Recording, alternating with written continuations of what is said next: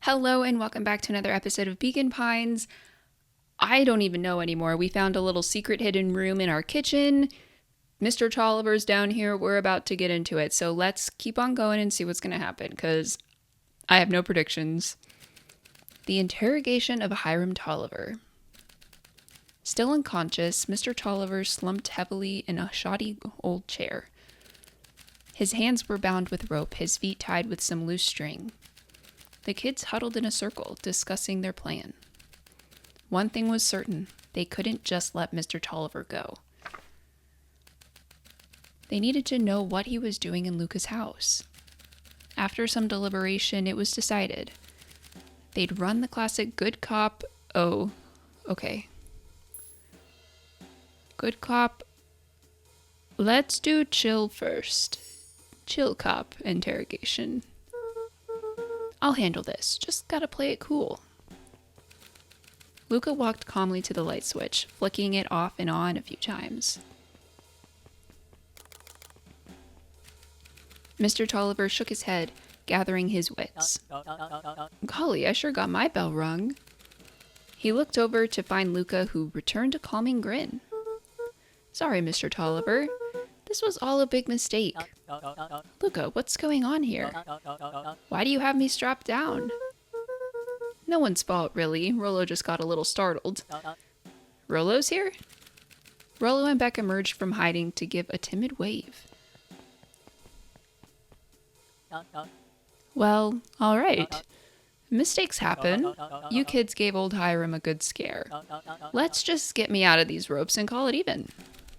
Luca glanced over to Rollo and Beck, who replied with skeptical looks.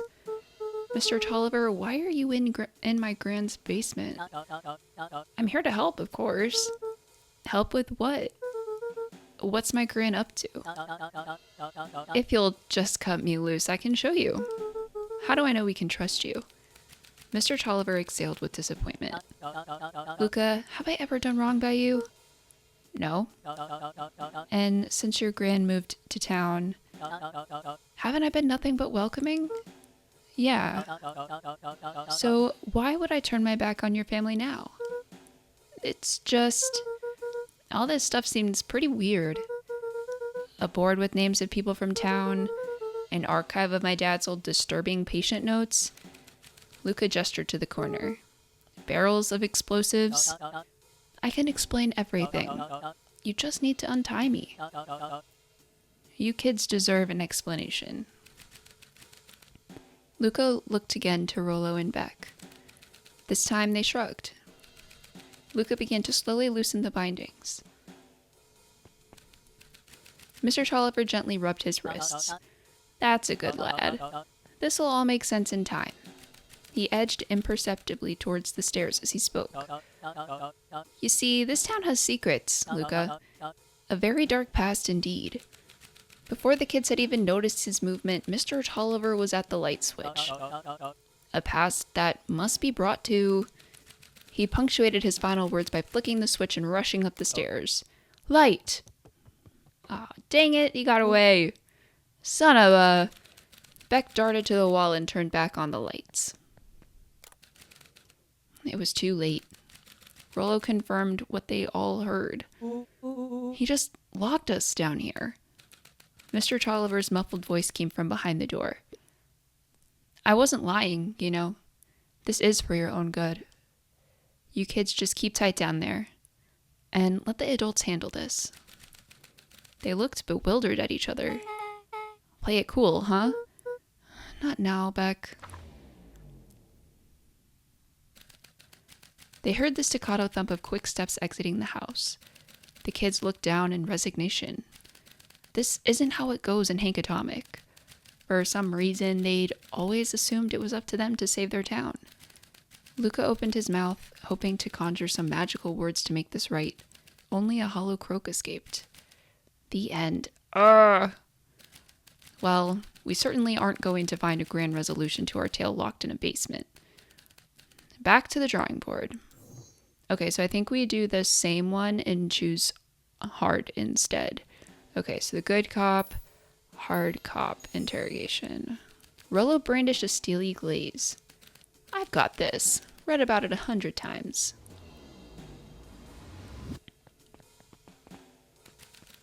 Rollo swaggered past the chair which propped up the slumping Hiram Tolliver. Without even looking at his captive, he began with a long, blustery drawl. Well, well, well, Mr. Tolliver. Mr. Tolliver remained motionless. Rollo spun around to face him. He'd clearly expected to rouse Mr. Tolliver with his booming voice. Mr. Tolliver? Beck and Luca gave each other an unsure glance. Rollo slammed his fist on the table. I said, Mr. Tolliver! He grabbed the table lamp and beamed it onto the unconscious face. Mr. Tolliver groaned and slowly lifted his head. He recoiled with a muddled, weary squint. What in the world? The chair wobbled as he attempted to straighten up. Who's there? Mr. Tolliver could only make out rough shapes through the glaring light. With a gruff tone, Rollo hoped to both conceal his voice and intimidate. I'll be asking the questions here, punk. Now hold on, let's just calm down. Oh, I am calm. Calm as a carrot in dirt. Are carrots calm? As for you, looks like you're sweating. The doubtful expression on Beck and Luca's face transformed into awe.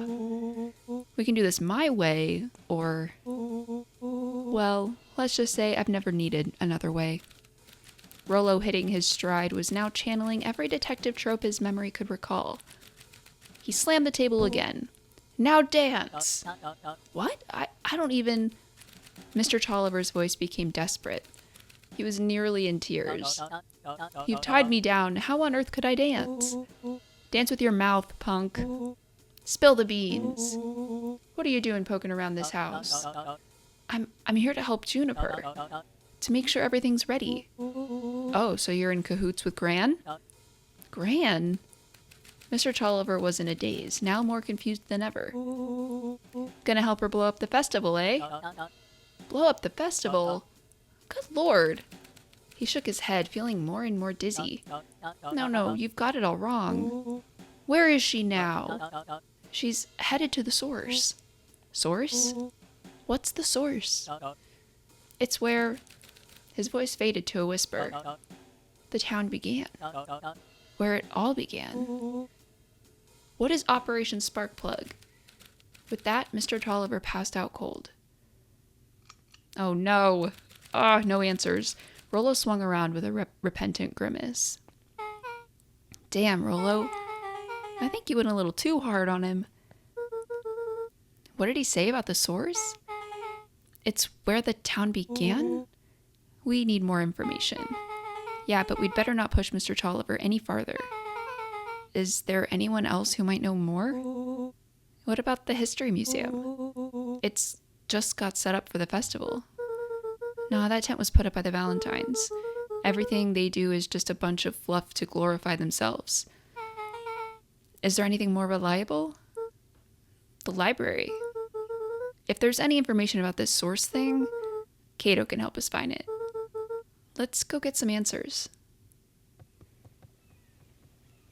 This is a dang nice library. Thanks, we work hard on it. Aren't you a little too adorable to be a librarian? Adorable!